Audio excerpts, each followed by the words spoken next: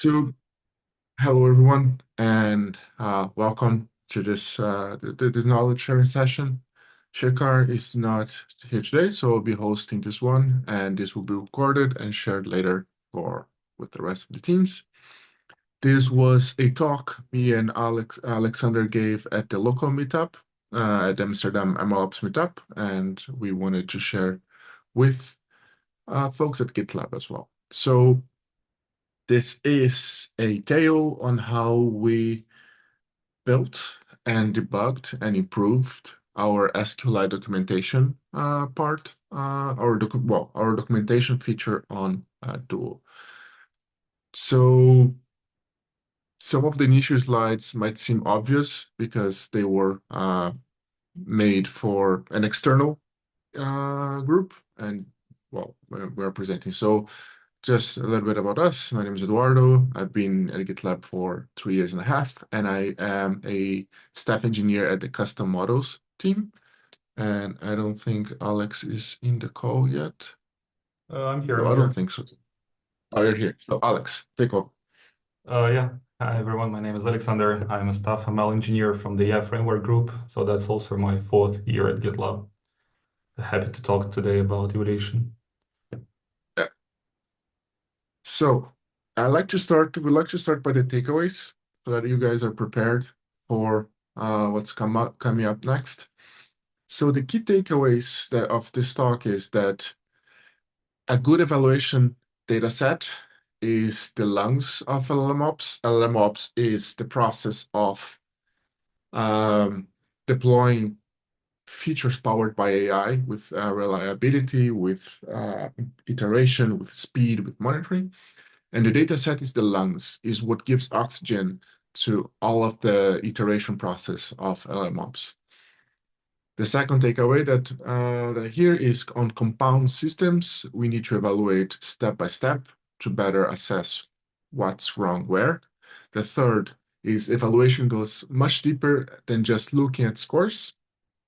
They are there for guidance, but you, the real benefit of evaluation is being able to look at examples and trying to draw patterns of why that score it is what it is.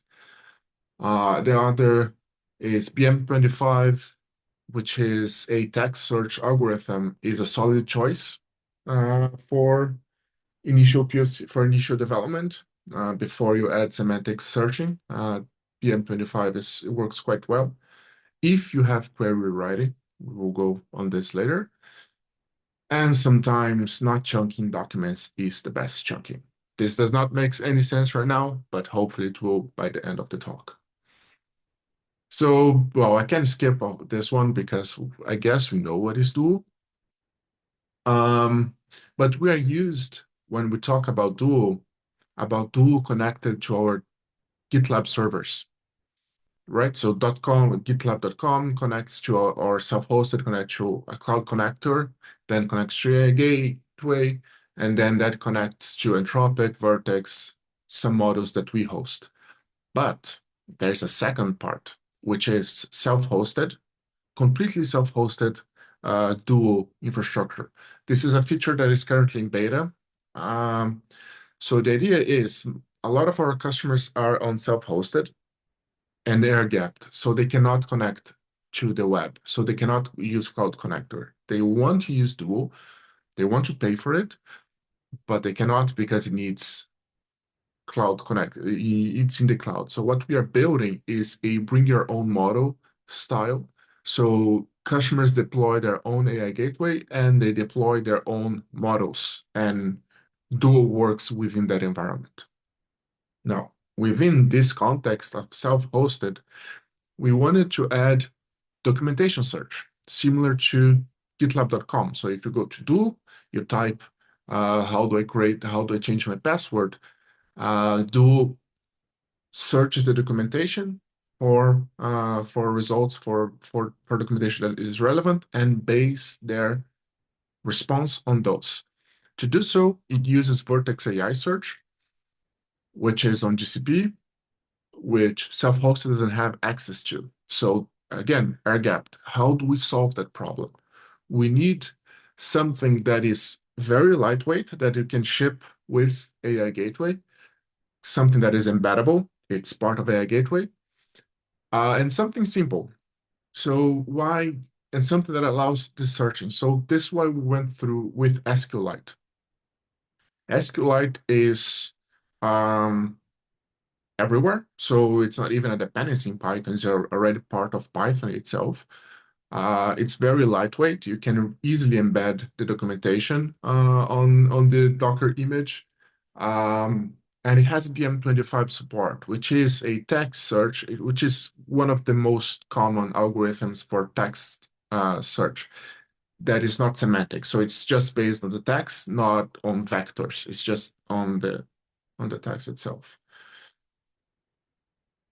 So I built that, and the results were not very good. So what we noticed is that it wasn't returning really good answers, or the answers that it was returning were quite bad, because one of the reasons could be that the indexing of the files was not properly working. So how do we debug this? How do we debug this initial iteration? We first need to break down the problem. For us to generate an answer based on documentation, so we have a few steps going on. So first, the user makes a question. How do I create a password? How do I change my password? Then Duo needs to decide on which tool to use. Should I use documentation search, or should I use merge request, or should I search for an issue?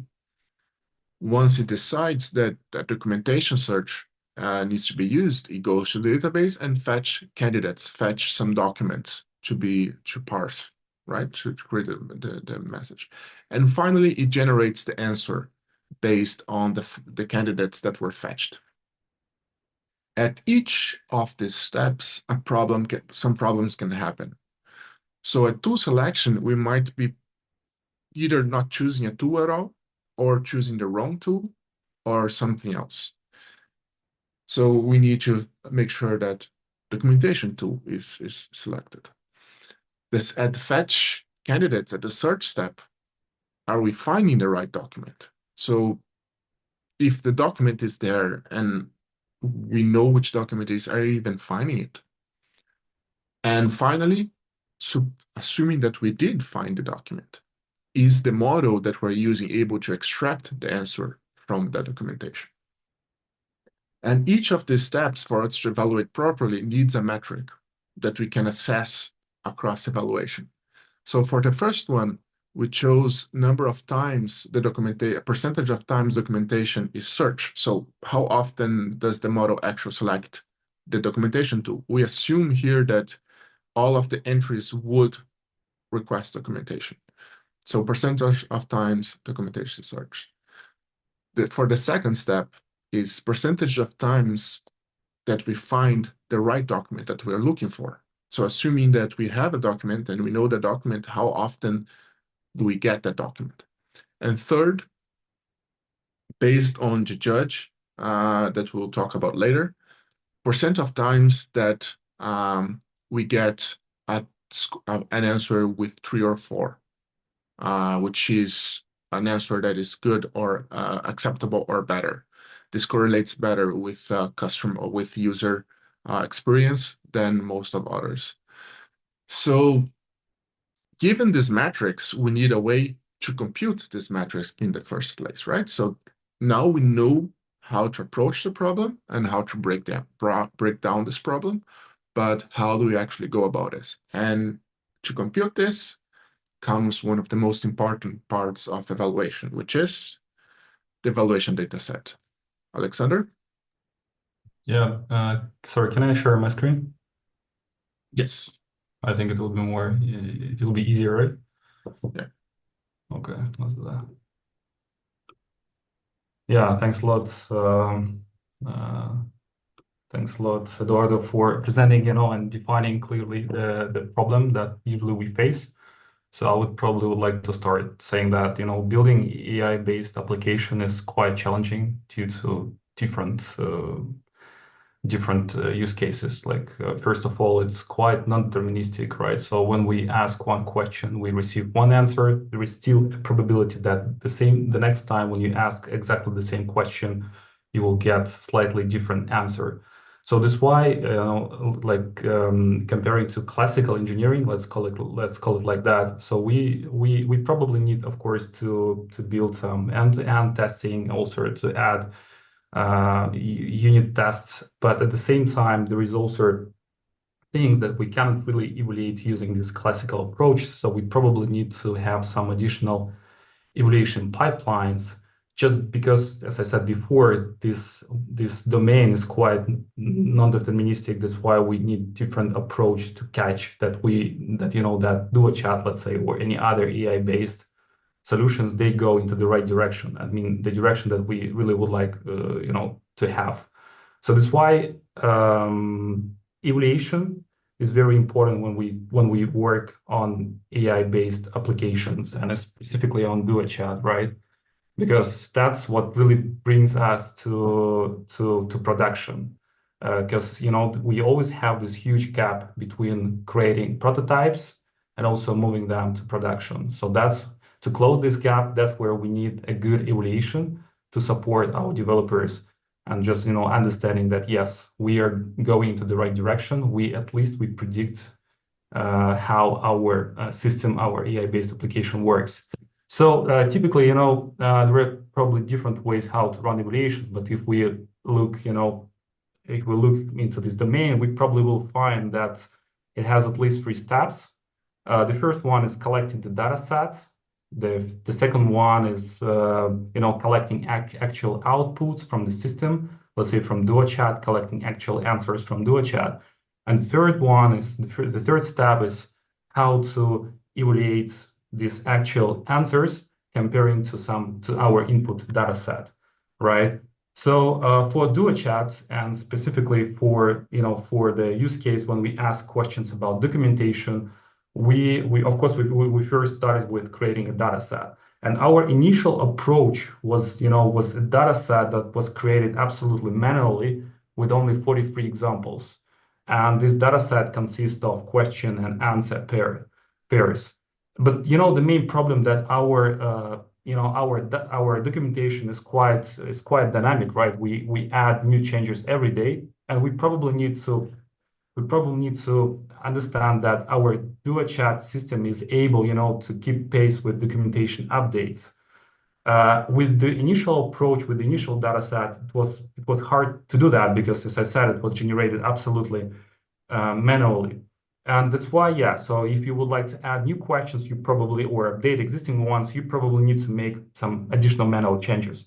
And also because the data set is quite small, it's hard to really evaluate the quality of the system to make sure that it works as expected. So that's why, okay, that was our initial approach. It was absolutely fine probably to start the development process, but to have better evaluation results, we need another data set, right? So that's why we started another iteration, and we finally built a second version of our data set that consists of 305 examples. And then this time, so this data set was generated with a kind of script. So it's also a Gen AI approach. So it sounds interesting because we evaluate our AI-based application with the data set that was generated also using some LLMs. But that's what we have right now. So that's the LLM world at this point. So this data set was generated using a Gen AI approach, and that's why it means that we can always regenerate this data set for the new documentation updates. So it's easier, to track that, okay, if we add some huge changes to the documentation, we regenerate our data set, we run evaluation, we know, okay, now we see that DuoChat really can work with these new updates. So this thing we didn't have with the previous iteration, because it was manual. And so this data set is quite huge, is bigger, much bigger, but of course would be better to have even a bigger data set to cover more use cases. This data set was generated partially using the LLM, using LLMs. I will show you on the next slide how we did that. And initial results, they were quite promising, but at the same time, it's always like that. So we build we complete the step, and there is always, the next step that we'll probably complete also one day. So that's why, yeah, my main question right now is like, do we have any limitations that we need to address in future iterations? And yes, we have these limitations, and Eduardo found them while preparing for this presentation, which is quite funny. So here's how the process of generating this data set looks like.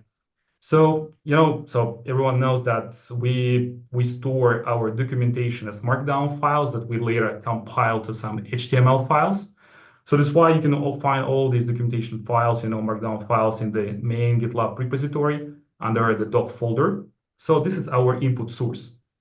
But you know that this folder, it contains lots of different Markdown files. Some of them really, they have some content. Some of them just some templates, labels, information that we don't really need that to consider, when DuoChat prepares its answer for the documentation question. So that's why we need some kind of pre-processing to just filter out irrelevant Markdown files.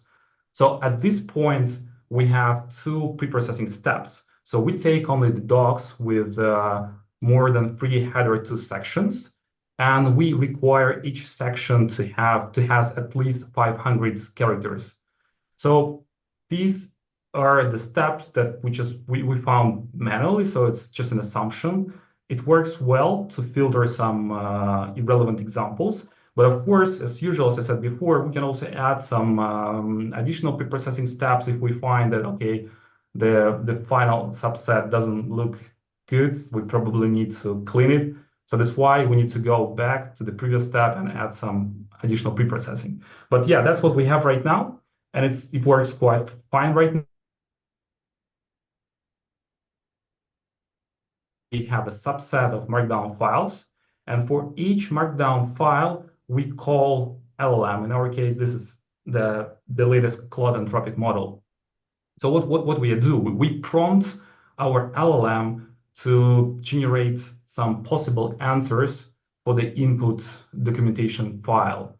Then we also ask LLM to generate an answer. Sorry, we generate a question. Yeah, so we ask LLM to generate first a question.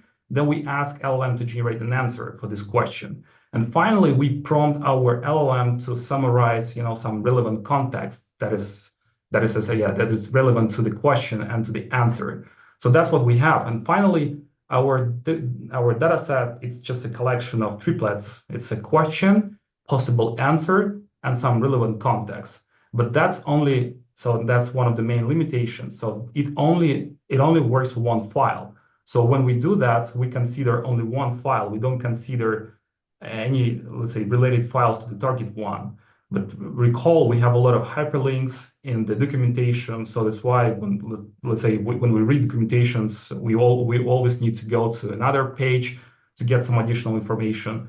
So that is not considered by this generation approach. So we take only one file and we work only with this file, trying to generate some meaningful question, answer, and context. So you can go, through these links if you're really interested how this process looks like in terms of the Python code. So dataset generator is just a simple Python file. We use LangChain there, so I hope that will be not so hard to read and understand that if you don't really know Python. But if you have any questions, yeah, we're happy to help you. So once we have this data set, the next step is to collect actual DuoChat answers. So we do that using REST API. So once we have these answers, the next step is to understand, okay, do we really have good answers, or we need to reiterate the LLM logic, changing something, and then make evaluation again. So one of the approaches that we use to understand that DuoChat prepares good answer is to apply a contextual judge. So what is a contextual judge? Mainly, it's just an LLM prompted to grade an answer and based on answer with the given context, and to grade it with the scale from 0 to 3. So here you can find the prompt, the basic prompt, to see how it looks like. If you want to see the full prompt, just please follow this link. some tips, you know. So this is a very interesting approach. Again, as I said, we apply non-deterministic nature to another non-deterministic nature, but at the same time, you know, open source research, they show that it's quite a good approximation. So we cannot say that that huge LLMs they give good grades, you know, same as humans, but at the same time we still have good approximation. And the best thing that it's at low cost, right? So we can always rerun, and with some approximation, we are sure that okay, these answers, let's say, answers are better than previous answers, right? One of the most interesting thing that you know, so we use Anthropic for all of that stuff. And there are a lot of parameters that you can also check on the code base that we use. But yeah, so we use some hacks here. So we inject the context. So that is exactly the context from the data set. We also inject the possible answer, which is not really common, but after, you know, running several experiments, we found that yeah, when we add a possible answer, it helps an LLM judge results better. And we also grade from a, you know, using the scale from 0 to 3, providing some, you know, detailed grade explanation. So we always say what is 0, what is 1, 2, and 3. So it helps a model also gives better results. So that's probably the main part. Of course, you know, we can apply any other heuristics to get evaluation scores, but yeah, and as you know, as we also merged in our documentation recently, so if you know how to make evaluation deterministic, so this is like the best approach, because you know it can really help us to make sure that yes. So I mean, when we rerun evaluation, we will get exactly the same results. So that's probably the main point. But when we use contextual judge, one of the main things is, you know, to track drift, right, between running results for experiment A and experiments B. And I think that's what Eduardo probably did in his work. He found some interesting results. And yeah, Eduardo, please. Yeah. So let me go back to sharing my screen.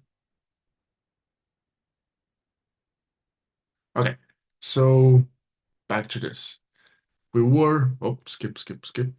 This was gone. Okay. So the first thing that we need to do is compare to a baseline. And the baseline is the .com.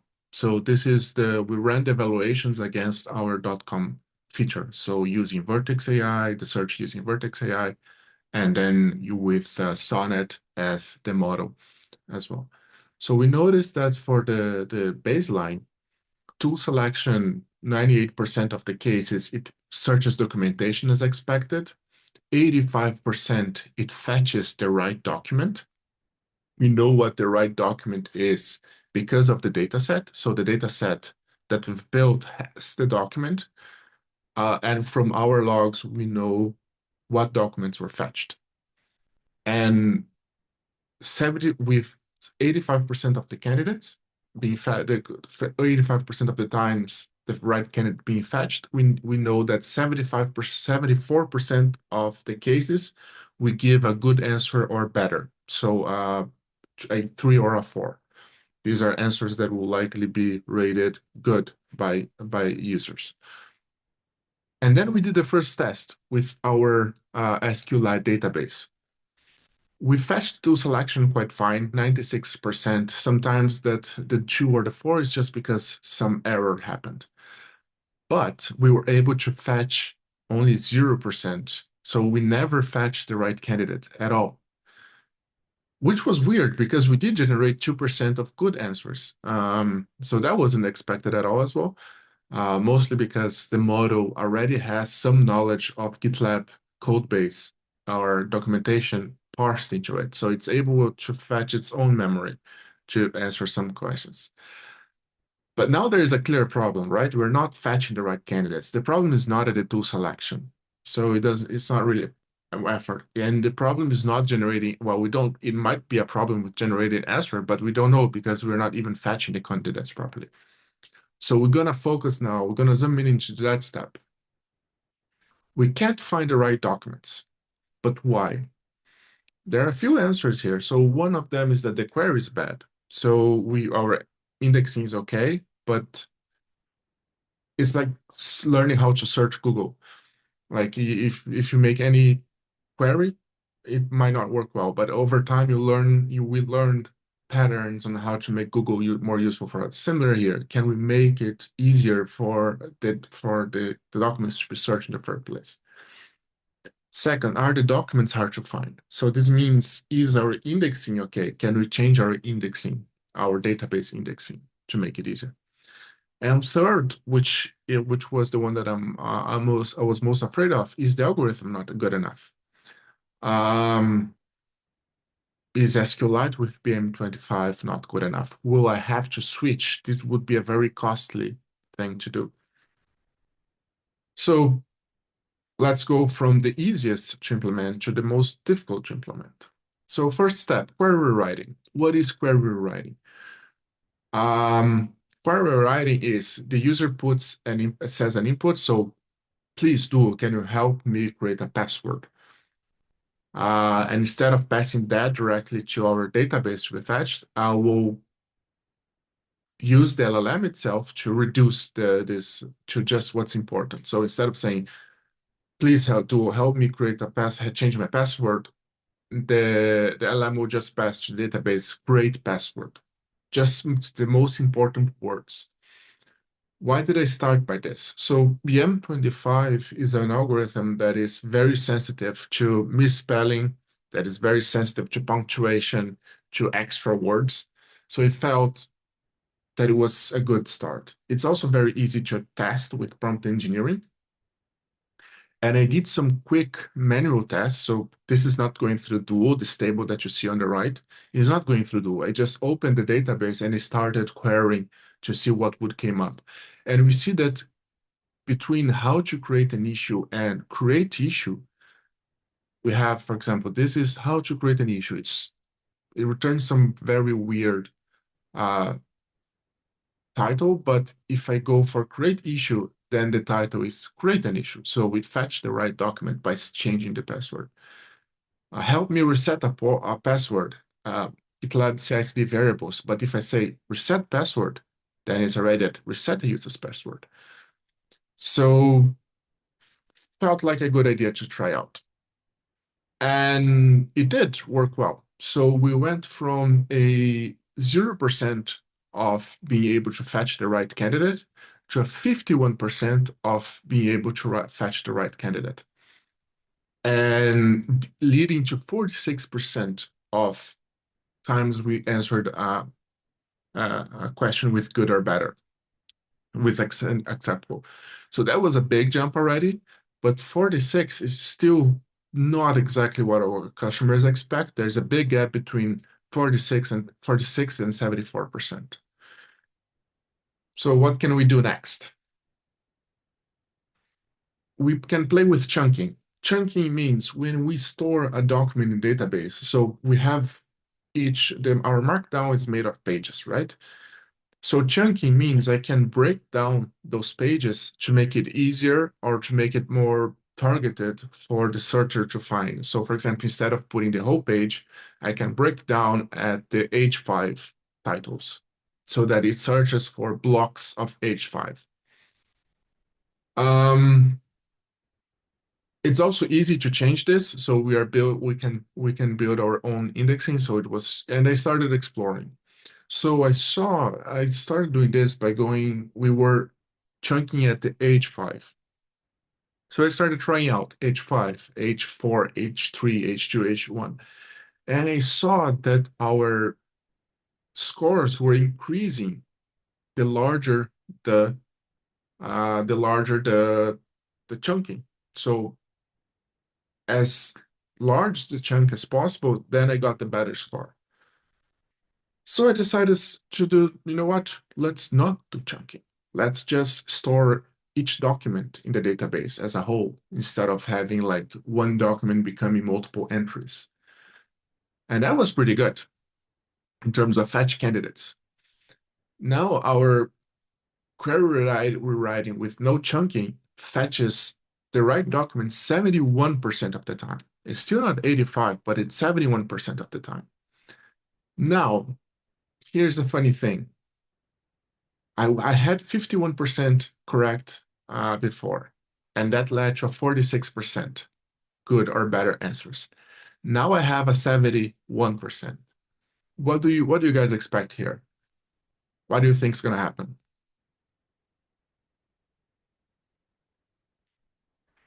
It's going to decrease. And I was puzzled by this.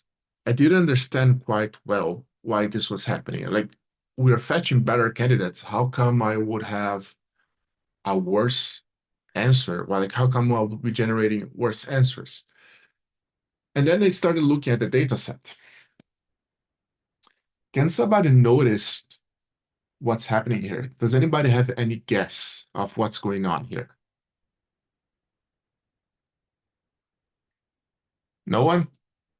Not even a guess? Okay. Do you see the context that is being provided there? This context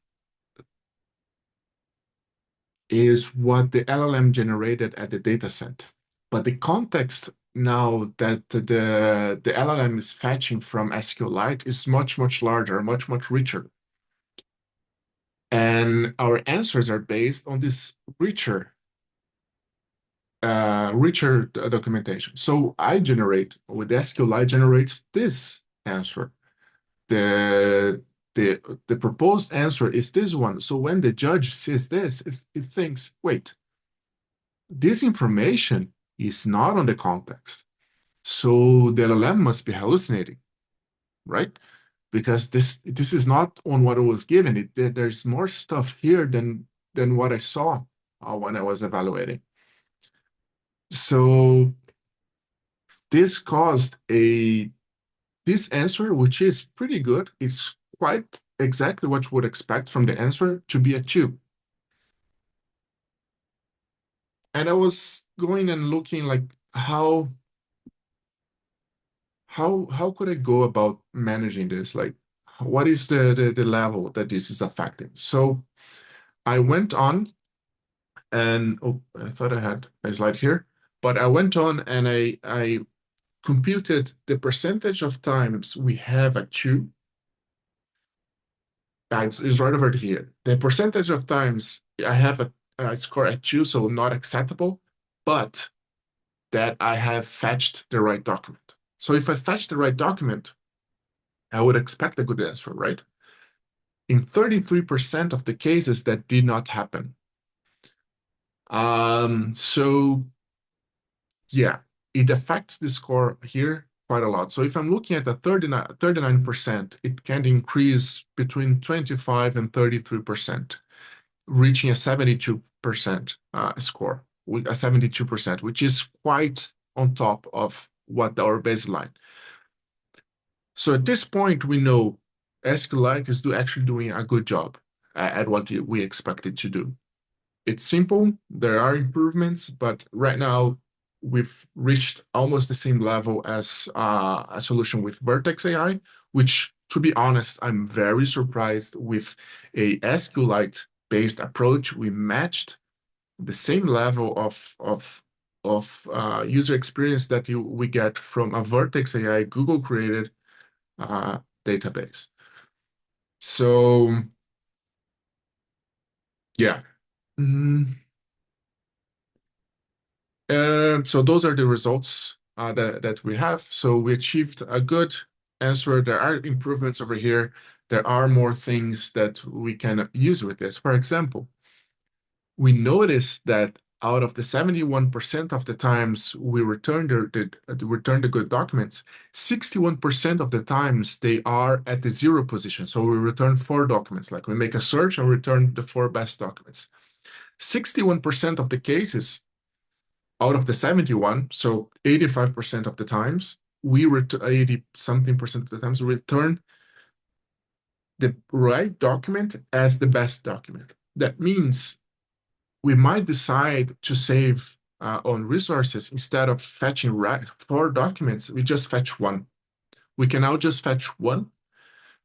This will cause a 15% of cases where we miss the document, but it also means we will be sending 25%, a fourth of the number of tokens that we were sending before.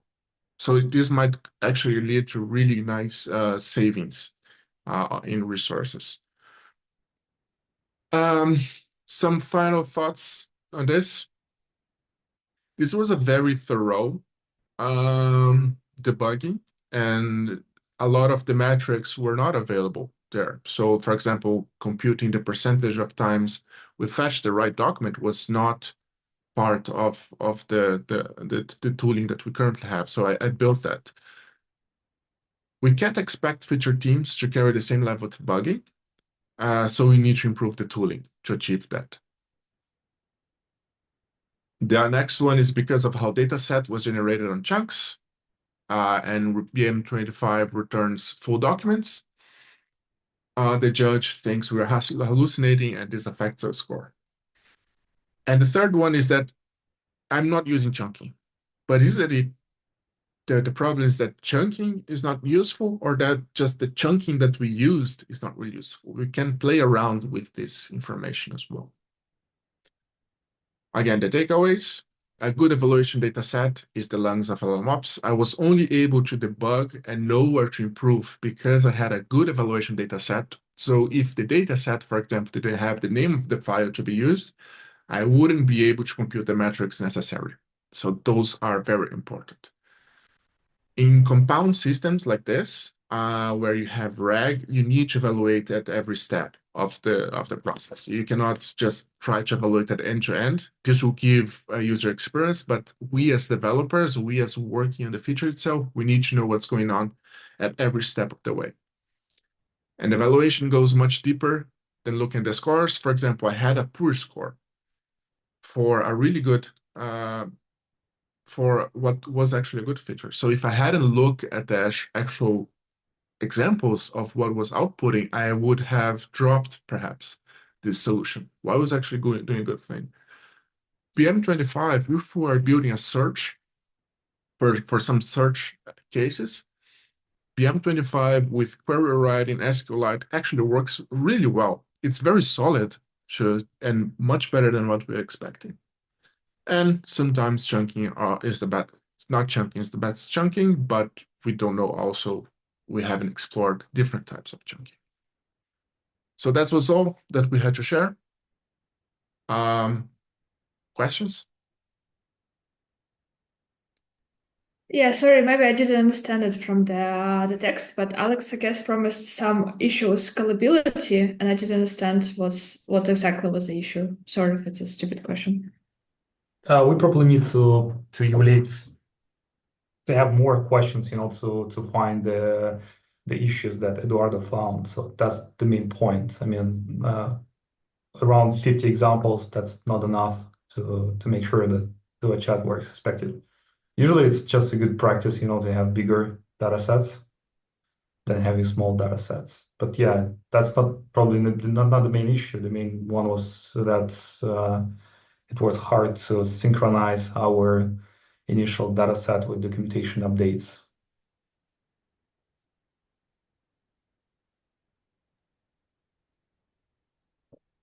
Yeah, I had a question.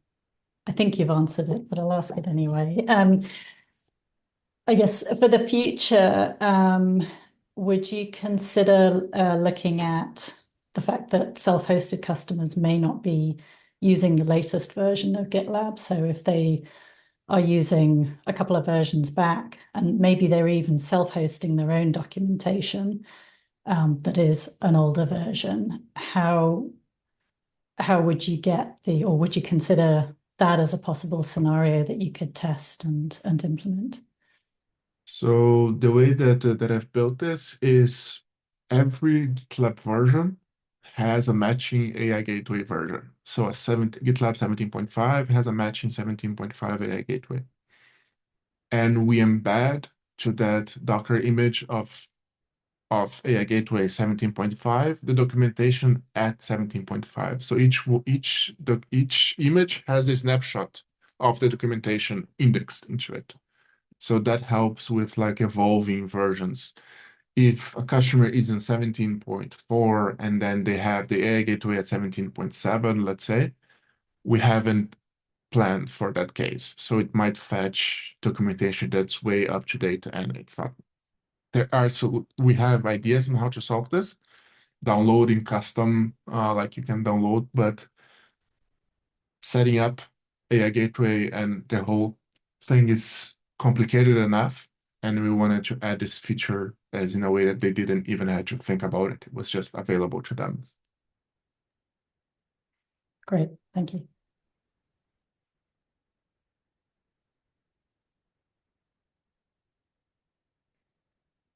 Any other questions? Any feedback? Any ideas?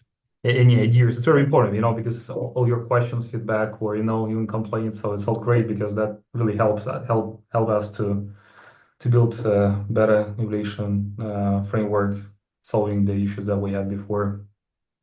Yeah, I have another question. Because as far as I understand, whatever you build, like SQLite, is basically for to solve the problem for air-gapped Mhm. instances. But we already have the documentation tool working for .com, and also have evaluation for documentation questions Mhm. running. So Yeah. basically, you needed to, like, for instance, you just needed to kind of create a new solution for AI gateway and use SQLite for that, right? Yes. Yeah. So, like, what is like? Why then the evaluations that we have for .com kind of doesn't have such issues, or we also kind of potentially have some issues with the evaluations that we have right now in production? I would say that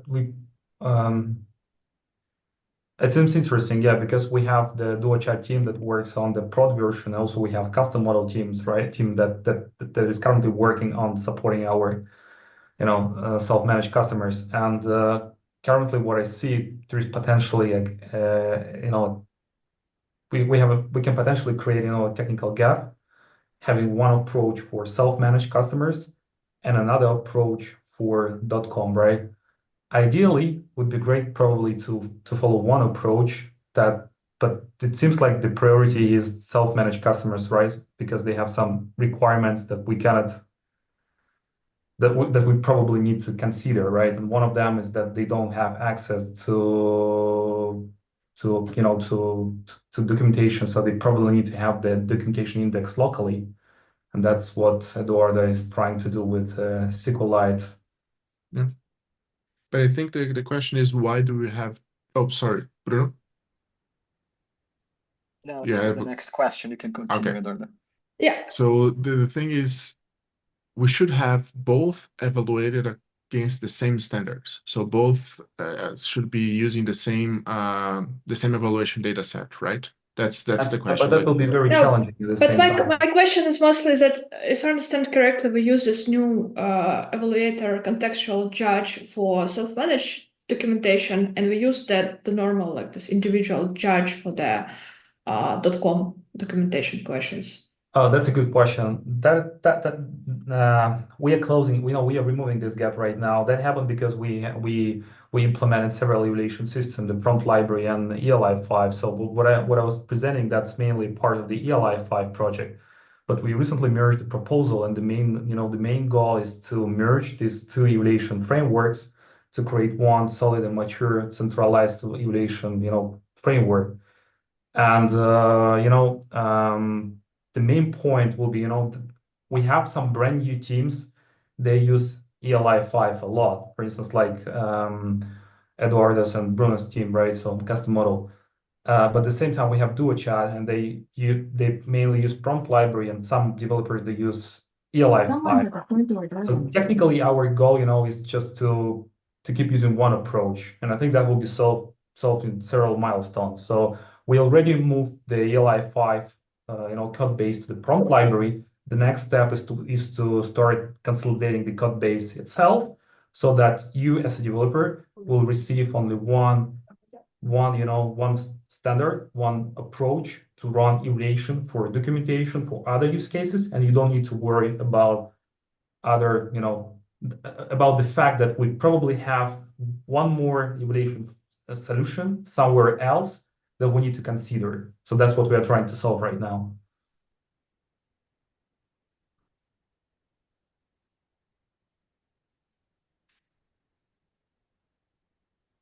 Bruno? My question is, how does Vertex embedding model compares to the SQLite plus BM25? It's Can you tell that it's a clear cut? Okay, the model is much better than this. Do you have this? so the Vertex is just a table search. Like it's a service where you upload the documents and it allows you to search the documents. So that is the 85 against 71%. So 85% of the time, the Vertex search fetches the right document. 80% of the cases out of this with the right document in the first place.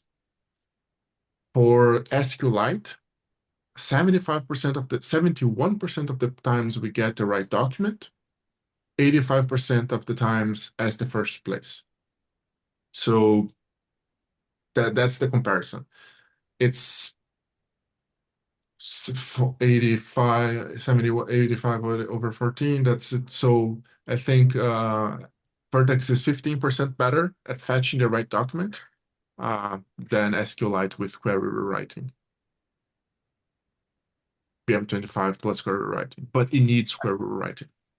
I see. So if you try, let's say, like a best of three, I guess these percentages will be higher, right? And then Yeah. my follow-up is, would be worth it to maybe like add another LLM call to verify if the returned documents are Around. relevant or not, right? Yeah. Yeah, that's a That's different a really point. good point.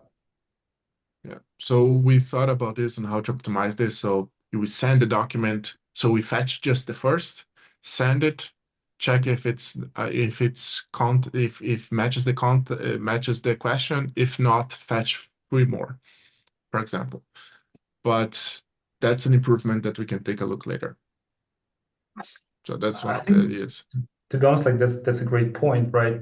Because, and it's a classical challenge for a recommendation system as well, right? So we retrieve some candidates and then we rerun them, trying to focus only, let's say, on 5 or 10 candidates. And that's great because, but at the same time, retrieval step should be very cheap and very fast because we work with a huge amount of data. So for instance, our documentation pages, right? But also the thing that we need to consider, let's say that a lot of companies, they use embeddings for that. But in our case, we are quite limited with using embeddings. And maybe, as Eduardo presented, maybe that's probably not the approach that we need to follow because it's also still expensive because you need to create embeddings, you need to update them, you also need to store them. And this is a challenge for self-managed customers. But having this, database with BIM25 search, it's a good approach for self-managed customers, and also it's quite cheap.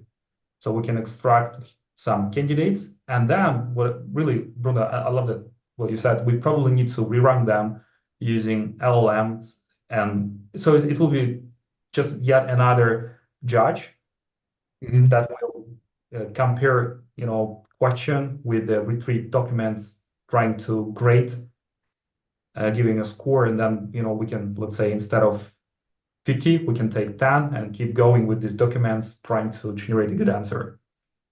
Yeah. But the good thing is now that with the metrics, we know how to quantify this, right? So we know that 71% we fetch the right document. So the best case we can improve 29 percentage points. So there's still quite a big, even so suppose that we say we cannot do better than Vertex AI with SQLite. So there's 14 point percentiles that we can increase. This is our gap, our potential of increasing at the indexing level. Then there is the potential of improving the prompt for parsing that entry. So that's the third column, right? So with these metrics, when we measure step by step, and that's the important part of this talk, I think, is we can look at it and see, okay, this is where I need to focus. This is where the problem is. I can break down and look at, instead of like going blindly. If I just knew the final number, 75%, or 46%. What do I do with that number? It doesn't help me much, right? So, but by looking at the breakdowns, it becomes I have a much clearer picture of where to focus on.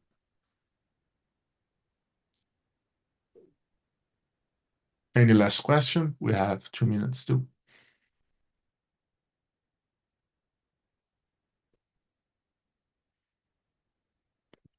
Cool then. The silence tells me everything. Well, thank you everyone for joining the conversation today, for joining the knowledge session. I will share the video, the recording soon. Have a good one. Bye-bye. Hey. Bye.